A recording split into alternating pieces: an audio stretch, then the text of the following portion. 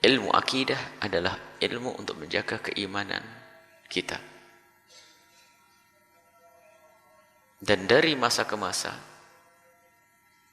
selalu musuh-musuh Allah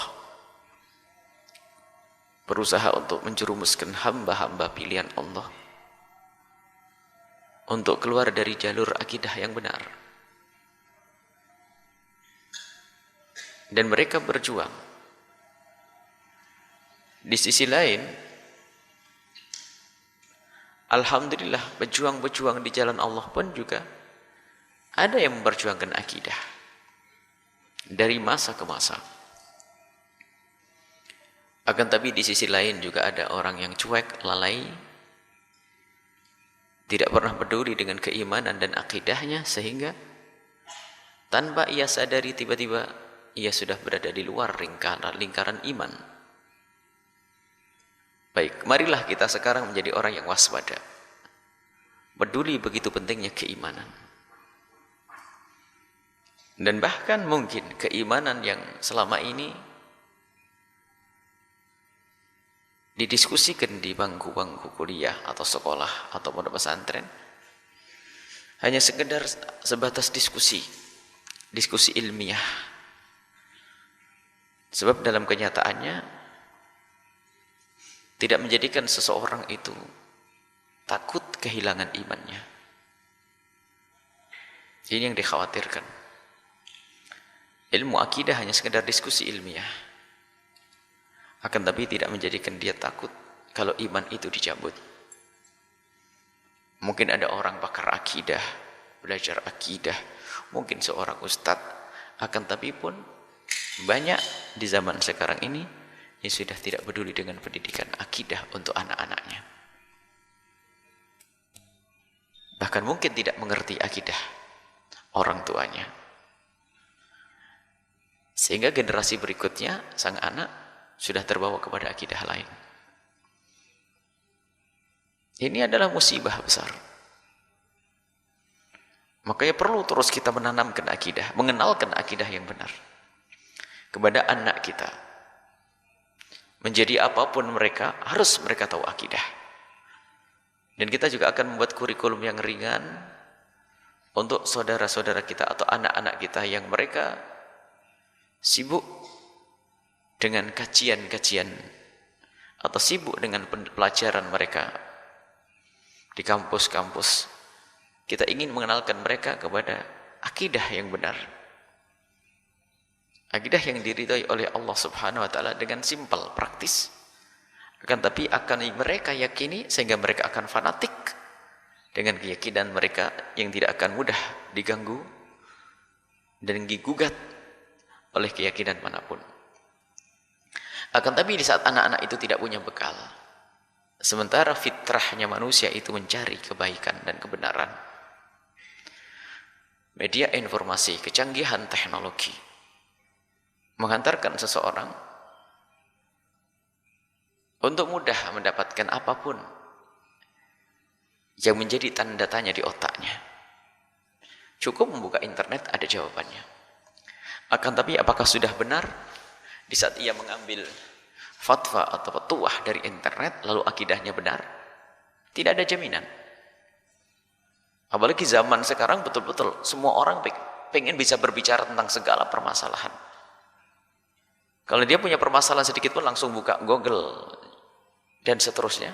Setelah itu diam sejenak bisa berbicara seolah-olah. Sehingga kesombongan mudah dipupuk di zaman sekarang, mudah subur dengan mudahnya media informasi ini. Artinya apa? Nah, inilah pergeseran nilai keimanan, pergeseran nilai keimanan yang akan melanda anak-anak kita. Jika begitu adanya, sangat dolim kita, sangat salah kita, jika kita tidak berusaha untuk membentengi anak-anak kita akidah. Bahkan mungkin di antara kita tidak mengerti akidah yang kita anut itu akidah apa.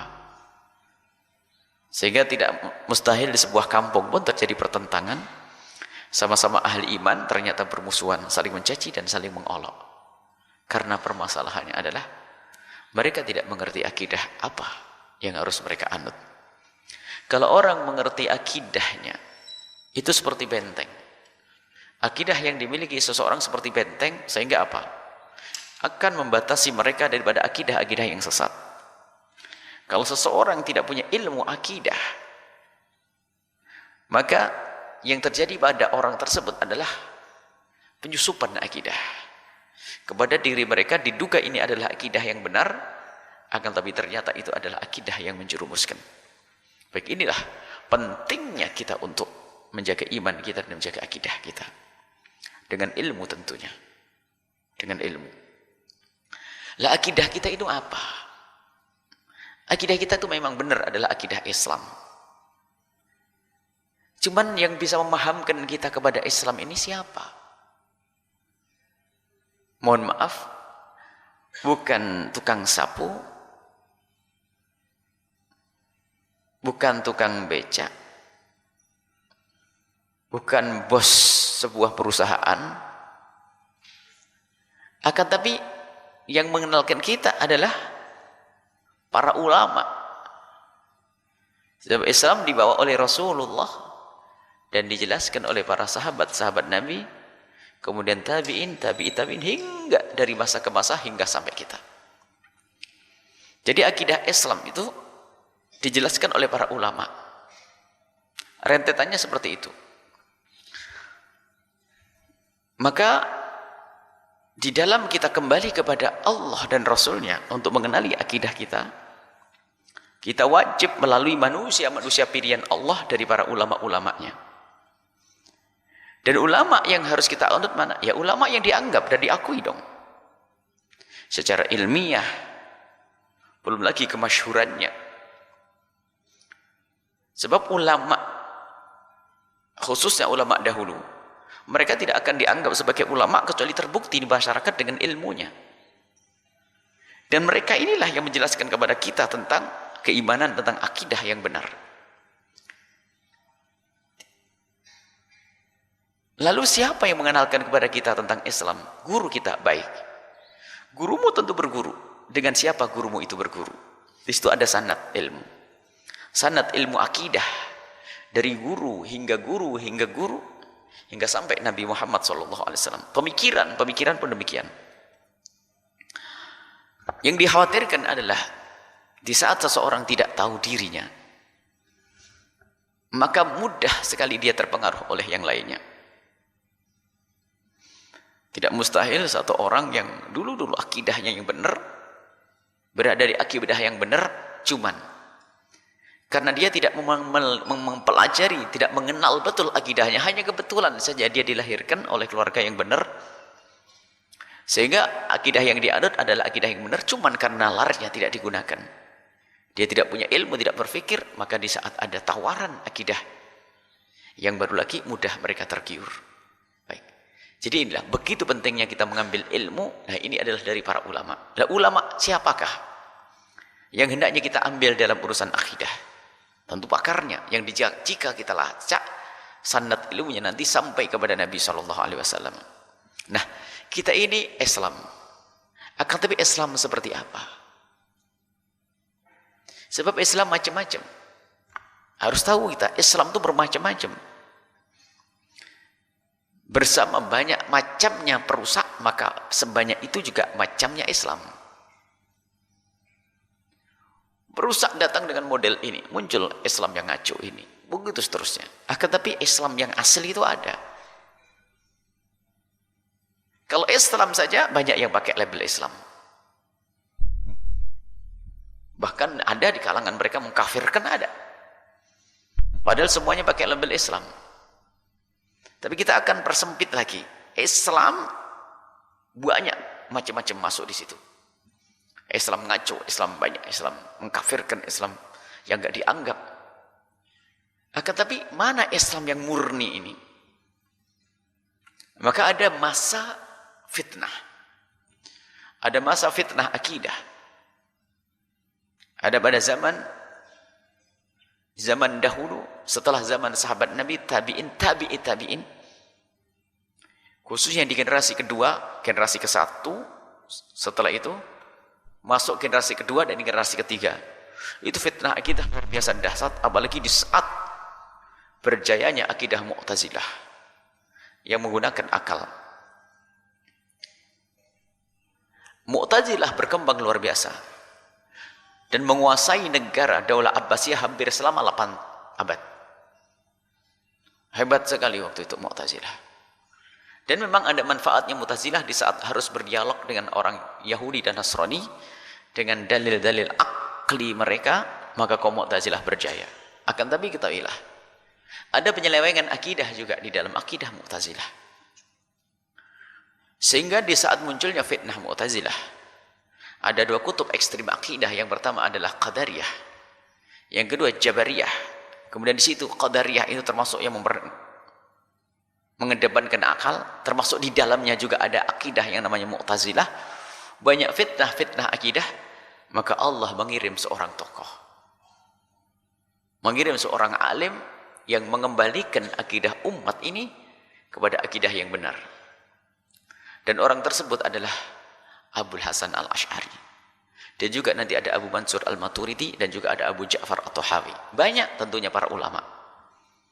Karena Allah Maha Kaya, pada zaman itu banyak ulama yang berjuang untuk mempertahankan akidah yang diridhai oleh Allah Subhanahu wa taala. Akan tapi tidak semuanya para ulama punya nasib dikenang ilmunya oleh murid. Kecuali beberapa orang saja. Pakar akidah banyak pada saat itu. Seperti hanya pakar fikih bersama Imam Syafi'i banyak, belasan, 17 mujtahid. Akan tapi yang abadi hanya 4. Karena 4 mujtahid ini mereka adalah yang mengabadikan ilmunya dalam bentuk buku atau murid-muridnya. Begitu juga Imam Abul Hasan Al-Asy'ari, pakar akidah, yang beliau adalah sangat mengerti tentang akidah, karena beliau pernah berkecimpung di akidah yang beliau ingkari setelah itu, yaitu akidah Mu'tazilah. Karena beliau berguru dengan gurunya Al-Jubai, yang sekaligus adalah suami daripada ibundanya. Imam Abul Hasan Al-Asy'ari cerdas. Di saat berguru dengan Al-Jubai, Imam Abu Hasan Al-Asy'ari sampai menjadi imam di dalam akidah Mu'tazilati. 40 tahun Imam Abu Hasan Al-Asy'ari menjadi tokoh di dalam madhab Mu'tazilah. 40 tahun. Hingga setelah itu Imam Abu Hasan Al-Asy'ari menemukan kejanggalan di dalam akidah Mu'tazilah. Kemudian disampaikan kepada guru, dijawab. Punya masalah akidah, disampaikan ke guru, dijawab, dan seterusnya. Hingga ternyata menemukan keraguan semakin kuat di dalam akidah Mu'tazilati, sampai belum minta petunjuk kepada Allah Subhanahu wa taala. Akhirnya dikembalikan oleh Allah kepada akidahnya para salafun saleh, akidah yang diridhoi oleh Allah, yaitu akidah Asy'ariyah yang selama ini kita anut. Imam Abul Hasan Asy'ari meninggal tahun 324. Meninggal tahun 324.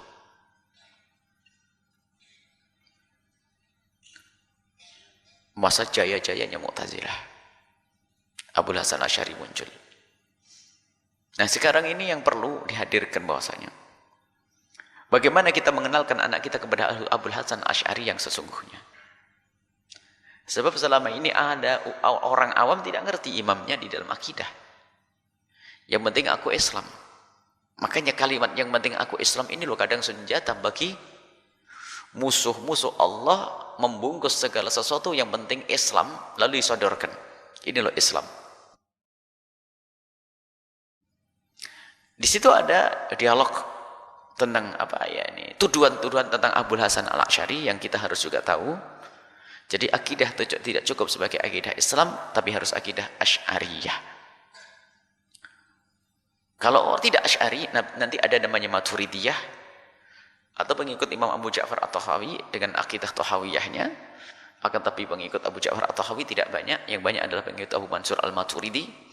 Kemudian jumhur ulama dunia adalah ikut Abul Hasan Al-Asy'ari yang tadi kita sebutkan. Dan kita pun sebetulnya pengikut Abul Hasan Asy'ari dari masa ke masa di negeri kita ini, dengan ciri khas sifat 20-nya itu adalah pengikut Abul Hasan Asy'ari. Baik, tapi di akhir zaman ini banyak penyesatan akidah. Munculnya kaum mujassimah, kaum musyabbihah, Orang yang mengatakan Allah di atas langit, Allah duduk di atas arasy-Nya, dan seterusnya. Kaum mujassimah, kaum yang mengatakan Allah adalah jisim. Biarpun tidak mengatakan jisim, akan tapi mengatakan sesuatu yang seperti layaknya jisim. Misalnya Allah bertempat. Yang mengatakan demikian maka keluar dari iman, karena mengeluarkan dari sifat-sifat kemuliaan Allah Subhanahu wa taala. Nah, Allah Subhanahu wa taala adalah zat yang maha ada. Bukan jisim, bukan arad. Nanti ada pembahasan itu. Akan tapi di sini yang jelas munculnya orang-orang mujassimah.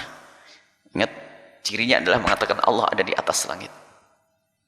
Termasuk di dalam hal ini, orang yang mudah mengkafirkan saudaranya itu adalah termasuk penyelewengan akidah. Lah karena Abul Hasan Al-Asy'ari itu adalah orang besar, Abul Hasan Al-Asy'ari. Abul Hasan Al-Asy'ari orang besar, maka pengaruh ini dimanfaatkan oleh sebagian orang untuk memunculkan akidah yang sesat. Kalau namanya Ali bin Ismail, Ali bin Ismail Al-Asy'ari, beliau adalah orang besar sehingga pengikutnya besar. Mayoritas dunia adalah Asy'ari. Maka orang yang punya akidah sesat menyesatkan itu, mereka tidak punya kekuatan hujjah, karena hujjahnya Asy'ariyah sangat kuat dalam diskusi akal dan diskusi menggunakan akal dan nas dan dalilnya. Abul Hasan Asy'ari adalah jagonya, dan ulama Asy'ariyah adalah pakar di dalam urusan itu. Muncul setelah itu Imam Ghazali dan gurunya, orang-orang besar di dalam dialog akal. Nah, karena pengikut Asy'ariyah itu adalah besar, maka musuh-musuh Allah itu untuk menghancurkan ini susah. Dengan dialog gak mampu mereka, dari masa ke masa gak mampu mereka. Mereka maunya membuat buku, ditumpangin di bukunya kita, Ahli Sunnati wal Jamaati Asy'ariyati. Memalsukan buku dan seterusnya. Ini kerjaan mereka, para pendusta-pendusta. Dan terbukti ini, ada buku-buku dibuang, kalimat-kalimat dibuang karena tidak sesuai dengan hawa nafsu mereka. Lah karena mereka untuk menghancurkan satu akidah ini cara, memang cara dari masa ke masa akidah sesat menyesatkan itu, kalau pengen dianggap, ia akan menghancurkan akidah lawannya terlebih dahulu, atau bebarengan bersama mereka menyebarkan akidah yang mereka yakini, mereka juga akan memangkas akidah yang dianggap bertentangan dengan akidahnya. Nah, biasanya yang paling mudah dipalsukan adalah tokohnya dulu. Jadi tokoh itu dikaburkan dahulu. Seperti halnya di dalam urusan akidah. Antara kita dengan akidah yang namanya akidah Syiah, misalnya. Orang Syiah ingin menghancurkan ahli sunnah, kerepotan mereka. Karena ahli sunnah punya manhaj di dalam menukil ilmu, sehingga selamat dari dusta. Bahkan dusta adalah sebabnya ditolak ilmu. Kekuatan cara ilmiah ahli sunnah wal jamaah ini menjadikan para pendusta-pendusta itu kebingungan, sehingga satu-satunya jalan adalah merusak citra orang-orang yang dibesarkan, sehingga bersama rusaknya orang ini akan runtuhlah bangunan itu. Sehingga mereka mendustakan Imam Abu Bakar As-Siddiq radhiyallahu ta'ala anhu, mendustakan Sayyidina Umar bin Khattab. Bahkan perawi hadis terbesar seperti Imam Abu Hurairah pun didustakan. Kalau sudah ini hancur, lihat, putus dengan Nabi. Karena apa? Riwayat-riwayat hadis dan ilmu itu harus melalui orang ini. Nah, ini ulama ahli sunnati wal jamaati Asy'ariyah itu dari masa ke masa itu sudah jelas. Muridnya Abul Hasan Asy'ari bukan orang main, orang-orang gede. Muridnya adalah Hakim Nisaburi, Ali Ad-Daqqaq, Ibnu Fawraq. Banyak orang-orang besar yang punya karangan dan waktu itu menguasai dunia. Muridnya Imam Abdul Hasan Asy'ari. Lah kok aneh, ada orang akhir zaman ini membuat cerita palsu. Ada Abu Asy'ari yang lain lagi.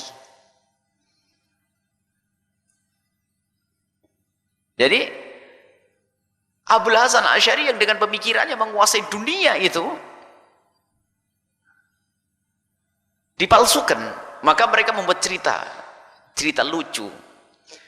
Jadi Abul Hasan Asy'ari itu mempunyai dua masa dalam kehidupan beliau.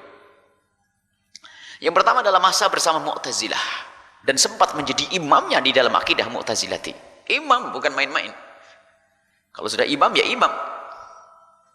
Mewarisi ilmu gurunya Imam Al-Jubai dengan sungguh-sungguh sampai menjadi imam. Nah, kemudian lihat, karena beliau ngerti, beliau adalah bukan orang kecil, bukan orang rendah yang orang tidak akan peduli dan tidak akan terpengaruh dengannya.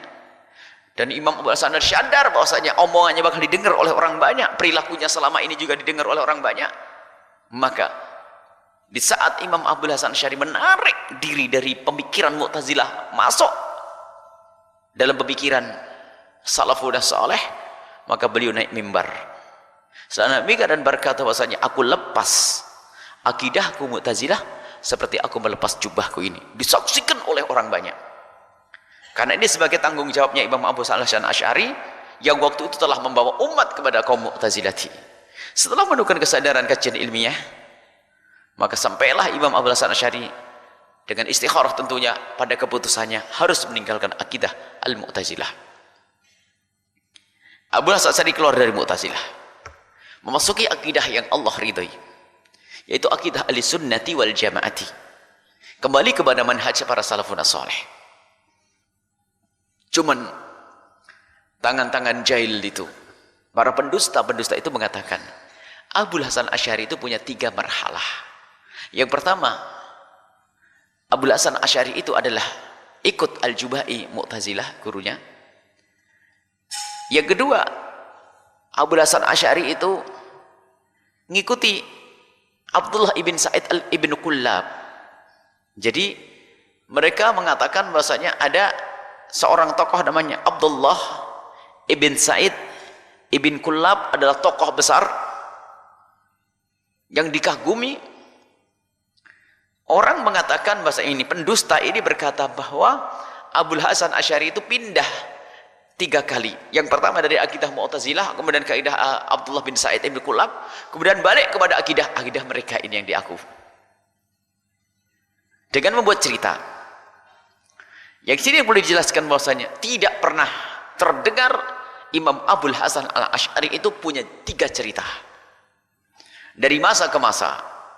Dan kalau memang beliau adalah punya cerita tentang akidah, perpindahan akidah, tentu bakal ditulis oleh murid-murid beliau, karena yang mengikuti beliau orang banyak sekali, ulama-ulama besar.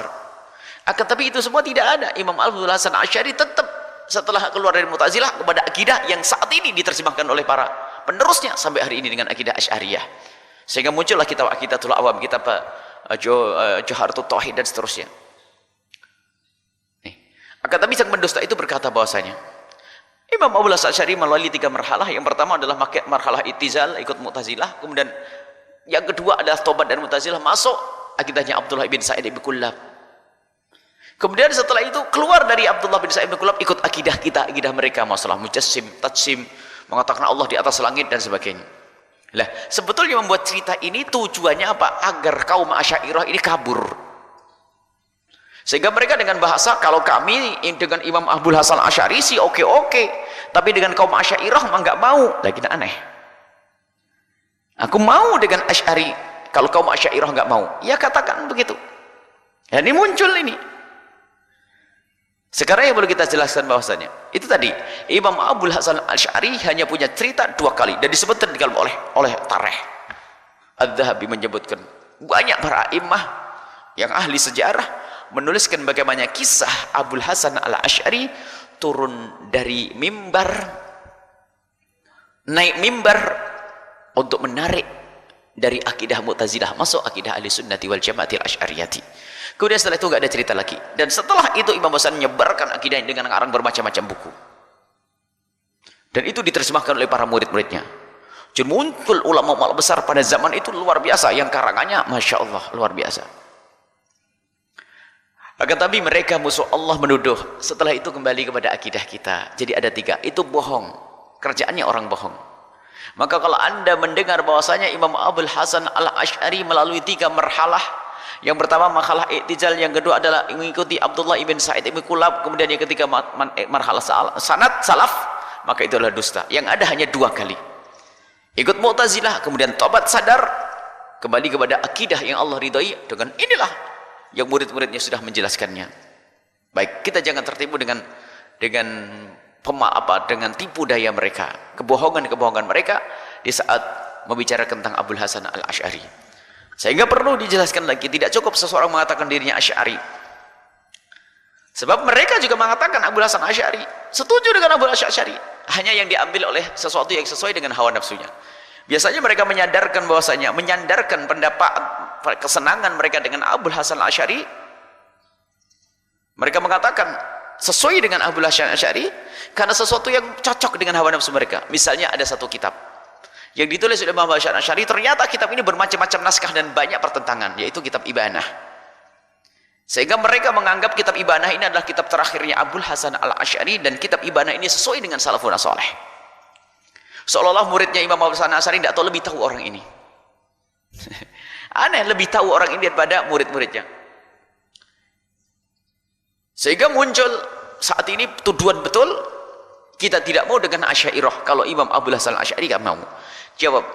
Jawabannya lebih dari itu, bahwasanya Abul Hasan al-Ash'ari hanya punya 2 kisah, punya cerita waktu menjadi Mu'tazilah dan keluar dari Mu'tazilah dengan akidah kita yang saat ini kita ikuti. Kemudian masalah Abdullah bin Sa'id ibn Kulab, bukan orang yang punya akidah sesat. Para mu'arrikhin, para penulis-penulis tarikh sejarah itu mengatakan bahasanya yang bernama penulis sejarah semuanya mengatakan bahasanya Abdullah bin Sa'id ibn Kulab itu adalah pakar akidah, termasuk mutakallimnya ahli sunnati wal jamaati, ikut manhaj salafun saleh.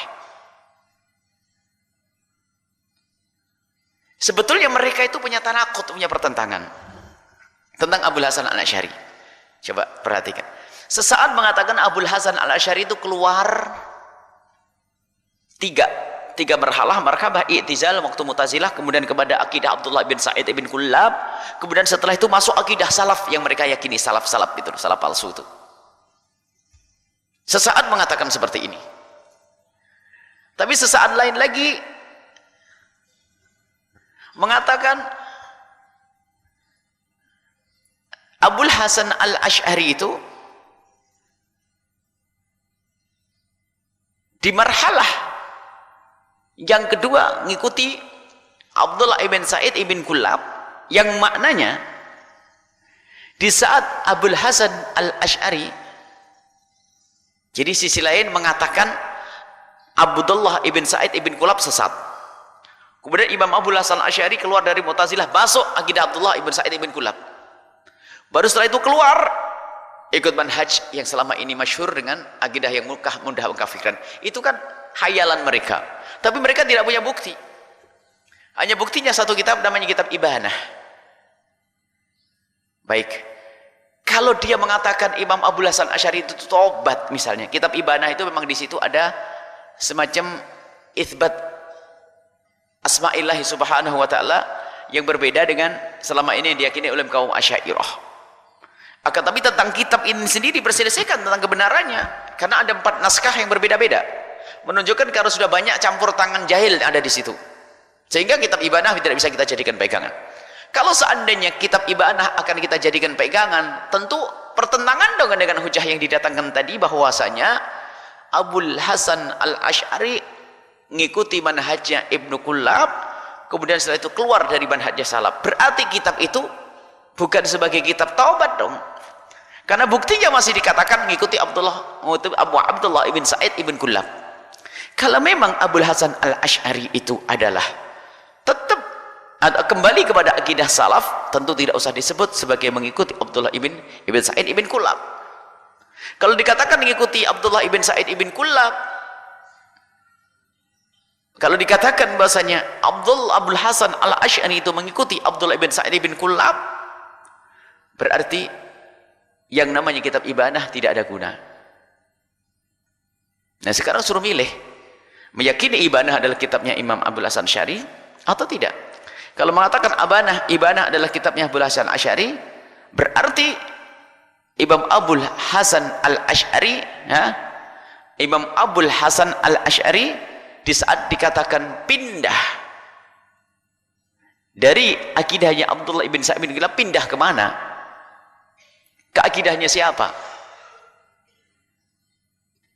Dan memang ini adalah para peneliti yang menganggap unik kepada kaum-kaum ini yang mengatakan Abdul Hasan Asy'ari adalah bukan dari akidah yang benar. Unik karena apa? Mereka tidak punya data tentang Abdul Hasan Asy'ari sendiri. Baik. Jadi intinya bahwasanya tuduhan tentang Abdul Hasan Asy'ari melewati 3 marhalah itu adalah dusta. Yang benar hanya 2 saja. Karena beliau adalah orang besar, kalau memang beliau mau tobat pasti akan di atas mimbar lagi. Seperti waktu keluar dari ajaran Mu'tazilah, kemudian setelah itu membangun akidah yang luar biasa besar dari masa ke masa hingga tersebar ke penjuru dunia. Ke penjuru dunia. Sampai hari ini. Kalau lihat Abu Ibn Hajar al-Asqalani, Amirul Mukminin fil Hadithi Asy'ari, Imam Nawawi Asy'ari, siapa? Kita tidak menyebut ulama kecuali mereka adalah Asy'ari. Asy'ari. Baik. Ini adalah tentang Abdul Hasan al-Ash'ari itu sendiri. Adapun masalah karangan kitabnya banyak sekali, akan tapi ketahuilah kitabnya para tokoh-tokoh besar seperti itu, seperti Imam Syafi'i itu seperti masih ungkul, berat, sehingga dicerna lagi oleh para murid-murid. Muncullah buku-buku yang banyak tentang buku-buku akidah ahli sunnati wal jamaati al-asy'ariyati, sampai dari masa ke masa hingga sampai kitab itu diringankan, diambil yang penting-penting seperti kitab Jawharatut Tauhid, kemudian kitab yang selama ini kitab Jawharatul Tauhid atau kitab Aqidatul Awam dan yang lain sebagainya, itu adalah sudah disimpulkan, sehingga kita tinggal membaca saja, nggak usah pusing-pusing. Sebab kalau kembali kepada kitabnya Imam Al-Ghazali tentang akidah, mabuk luar biasa, dalam, dahsyat, perlu diringankan. Muncullah kitab Jawharatul Tauhid. Makanya kita belum memilih kitabnya, kira-kira yang akan kita pelajari kitab apa untuk mengukuhkan akidah ahli sunnati wal jamaati asy'ariyati. Cuman yang jelas kita harus tahu bahwasanya kalau disebut ahli sunnah itu hati-hati. Tidak semua ahli sunnah ini benar, akan tapi ada ahli sunnah yang palsu, yaitu akidah ahli sunnah wal jamaah yang ngaku-ngaku selama ini. Tapi akidah ahli sunnah yang benar adalah akidah ahli sunnah wal jamaah asy'ariyah, ikut manhajnya Imam Abdul Hasan Asy'ari. Dan nanti ada ciri khas dari manhaj ini tentang ayat-ayat sifat mutasyabihat. Mereka dengan ciri takwil, kemudian ciri mentakwil, dan itu adalah yang ada di dalam akidah ahli sunnati wal jamaati. Kemudian pembentengan ringan seperti ini intinya harus tahu. Sebab ada suatu ketika kita dengar di sebuah stasiun radio ada ulama mencaci maki kaum Asy'ariyah. Asy'ariyah adalah termasuk Yahud. Asy'ariyah adalah termasuk dicaci maki. Yang hadir itu nggak ngerti yang kalau yang dicaci maki itu mereka. Makanya kami menghimbau termasuk yang belajar akidah tekstual. Mulai dari yang namanya Aqidatul Awam, kemudian Kifayatul Awam, kemudian sampai Bajuri. Itu tidak diterangkan detail tentang hal-hal kayak semacam ini. Hanya langsung saja bab akidah. Karena zaman itu zaman tidak ada masalah. Sehingga nanti perlu kita sisipkan masalah akidah kita, ada namanya tahaddiyat mu'asirah. Akidah hal yang baru. Apa sih yang mendesak untuk kita jelaskan? Bukan lagi sifat 20 lagi. Kalau sifat 20 sudah jelas. Akan tapi nanti ada hal-hal yang menjadi perselisihan antara kita dengan sekelompok orang yang anti dengan kaum Asy'ariyah. Ada sekelompok orang yang tidak peduli dengan kaum Asy'ariyah. Benci dengan kaum Asy'ariyah. Luar biasa. Ada beberapa buku yang kita perhatikan, kalau sudah benci dan dengki luar biasa, dusta. Kita lebih tahu tentang Asy'ari. Kita lebih tahu tentang akidah Asy'ariyah. Akan tapi ketahuilah, musuh-musuh Allah akan selalu berusaha untuk merusak citra akidah Asy'ariyah dan mencaci, mengolok dan seterusnya. Nah ini insyaallah akan kita hadirkan nanti insyaallah pada pertemuan berikutnya, agar kita semakin tahu tentang akidah kita, yaitu akidah ahli sunnah wal jamaah Asy'ariyah. Harus ditambah seperti itu. Tidak cukup mengatakan aku adalah seorang muslim ahli sunnah wal jamaah. Banyak ahli sunnah wal jamaah palsu. Yang ahli sunnah ini adalah ahli sunnah yang hanya meracuni, ahli sunnah merusak, mencaci maki, memecah belah, membuat dusta. Dan dusta bagi mereka sudah enteng. Makanya termasuk berdusta. Dari mana sumbernya? Imam Abul Hasan Asy'ari punya 3 marhalah. Hanya dari kitab. Yang diperselisihkan tentang kebenarannya itu kitab Ibanah. Sementara Abul Hasan Asy'ari punya kitab yang lainnya yang banyak. Dan yang lebih tahu adalah muridnya. Lah kok ada orang akhir zaman lebih ngerti daripada muridnya? Kalau ada orang belajar di guru itu murid. Tentu yang tahu pemikiran gurunya adalah yang pernah dengar muridnya. Lah kok ada orang di luar sana membuat cerita palsu tentang seorang guru? Aneh. Dan itu pekerjaan mereka dusta. Dan hati-hati kelompok tersebut yang suka mencaci maki, mengatakan kaum Asy'ariyah sesat. Ini mereka berdusta. Dusta sudah enteng bagi mereka. Ciri mereka adalah berdusta. Sampai kitab-kitab ahli sunnati wal jamaati asy'ariyati jika bertentangan dengan akidah yang mereka yakini, akidah rusak, sudah rusak yang lain. Buku-buku dirusak, buku kita dirusak, sehingga kalau ada kalimat yang tidak cocok diganti atau dibuang. Contoh saja ada satu kitab yang sangat masyhur, yaitu kitab Al-Adhkar tentang ziarahnya kubur Nabi SAW. Di situ diterangkan tentang keutamaan ziarah kubur Nabi Muhammad sampai 4 baris atau 5 baris. Dicetak oleh mereka, dihapus, dipotong ini. Dan ada orang menemukan banyak tentang buku-buku ahli sunnati wal jamaatil asy'ariyati yang akhirnya dipotong dan dibuang hanya karena tidak setuju dengan pemikiran mereka. Lah inilah kan luar biasa. Dibuang. Ini terjadi pada orang-orang yang biasa berdosa. Makanya di saat kita mendengar mereka membuat cerita tentang Abul Hasan Asy'ari sampai 3 marhalah, ya wajar mereka akan membuat. Yang penting umatnya tidak pergi. Yang penting umatnya tidak meninggalkannya. Mereka membawa kesesatan pun berjuang. Dan bagaimana kita yang menjaga akidah yang benar kok tidak berjuang? Dan mungkin, mohon maaf ini, banyak santri yang hanya mengerti tentang Abul Hasan Asy'ari tapi tidak detail. Dan mungkin kita akan lanjutkan tentang buku-buku Abul Hasan Asy'ari, tentang pemikiran-pemikiran intinya. Kemudian nanti kita akan berbicara tentang perbedaan Asy'ariyah dengan Maturidah di sisi mana. Kemudian bagaimana tentang tentang akidah Abu Ja'far At-Thahawi. Kebetulan 3 orang besar ini satu masa. Abu Ja'far At-Thahawi, Abu Mansur Al-Maturidi, Abul Hasan Asy'ari, ini adalah berjuang di tempat-tempat yang berbeda, tapi ternyata manhajnya sama, subhanallah, kebenaran. Dan sekarang ada orang mencoba mencari kitab akidah Thahawiyah. Akidahnya Imam Abu Ja'far At-Thahawi, lihat, ada orang mencoba mensyarahi kitab akidah Thahawiyah, akan tapi dengan syarah yang palsu, syarah yang bertentangan dengan matanya. Dan begitulah mereka ngerti akidah Thahawiyah adalah akidah hebat, sehingga membuat syarah, dan ternyata di dalamnya adalah membahayakan. Termasuk Ibnu Abil Izz yang mensyarah akidah Thahawiyah, ternyata dimasukkan di dalamnya adalah masalah tatsim, mujassimah, mengatakan Allah bertempat, Allah berada jihad, Allah bisa ditunjuk, Allah di atas langit, dan seterusnya. Itulah kesesatan-kesesatan akidah. Baik, singkat kesimpulan hari ini, wahai para pendengar dimanapun anda berada, para pemirsa, akidah yang benar, akidah Islam ahli sunnati wal jamaati. Tidak cukup ahli sunnah, masih banyak ahli sunnah palsu. Asy'ariyah, pengikut Imam Abul Hasan Asy'ari. Kalau anda menemukan masyarakat India, mereka mengikuti Maturidiyah, Abu Mansur Al-Maturidi. Dan juga sekarang banyak, biarpun pengikutnya tidak banyak, dari kaum Hanafiyah, yaitu mengikuti Imam Abu Ja'far At-Thahawi. Dan antara Abu Ja'far At-Thahawi dengan Abu Mansur Al-Maturidi dengan Abul Hasan Asy'ari tidak ada perbedaan. Inilah muqaddimah pengenalan kita saat ini, adalah bagaimana kita mengenal akidah yang akan kita baca. Jangan sampai orang nggak ngerti tentang Asy'ariyah. Intinya, jika ada berita tentang Asy'ari, Imam Asy'ari yang minus, yang tidak benar, itu pasti dusta dari mereka. Sebab Imam Abu Hasan Asy'ari orang besar, begitu besarnya sampai direbut ikut madhab apa Abu Hasan Asy'ari. Ada orang mengatakan Malikiyah, ada mengatakan Syafi'iyah. Lah kenapa begitu? Ya karena beliau orang alim. Coba kalau orang kecil ngapain direbut? Terserah mau Maliki Hambali, karena orang besar. Dan beliau adalah mujtahid, seorang alim fadil besar, menggabungkan antara 2 hujjah dalam diskusinya, antara hujjah akliyah menunjukkan kecerdasan, karena sisa-sisa pemikiran Mu'tazilah, sisa-sisa kecerdasan waktu dia menjadi Mu'tazilah, atau kecerdasan beliau adalah luar biasa. Kemudian setelah itu beliau adalah juga paling pandai untuk mengambil nas, dalil-dalil dari nas-nas Al-Quran dan hadis Nabi Muhammad SAW. Insya Allah ini akan kita tentukan kitab yang akan kita baca, yang ringkas saja.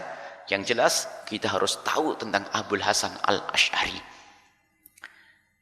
Sifat 20.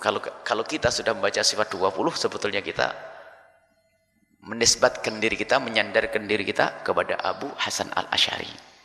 Karena itu adalah ciri akidah Asy'ariyah, adalah sifat 20. Baik, ini saja insyaallah muqaddimah pada pagi ini. Insyaallah pertemuan yang akan datang besok akan dipersiapkan materi selanjutnya. Yang terpenting adalah muqaddimahnya ini dulu. Jadi kita harus tahu. Jangan sampai kita nggak ngerti akidah apa kita. Iman ikut imam siapa? Yang penting kok iman-iman, oh enggak. Termasuk penjahat halus, penjahat akidah, jika ia berkata yang penting Islam. Awas, kalimat indah. Yang penting Islam, seorang menginginkan persatuan dan pertemuan antara umat dengan umat, akan tapi ternyata dengan perkataan inilah akan menjadi fitnah untuk umat. Islam tidak cukup, harus ahli sunnah. Ahli sunnah tidak cukup, banyak ahli sunnah palsu. Tapi ingat, ahli sunnah yang sesungguhnya adalah ahli sunnati wal jamaati al-asy'ariyati. Harus yakin kita.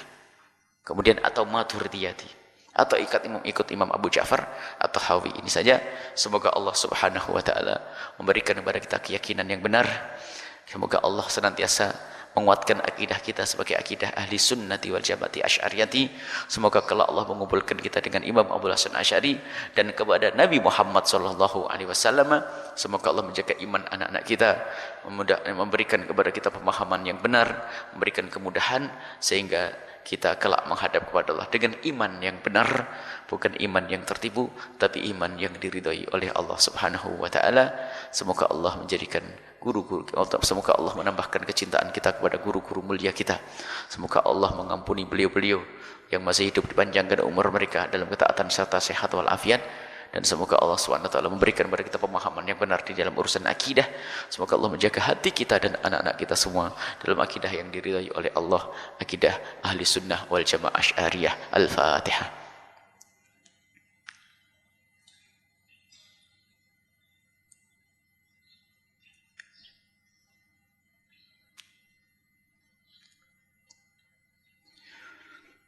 Terima kasih, mohon maaf. Wabillahi taufiq wal hidayah. Wassalamualaikum warahmatullahi wabarakatuh.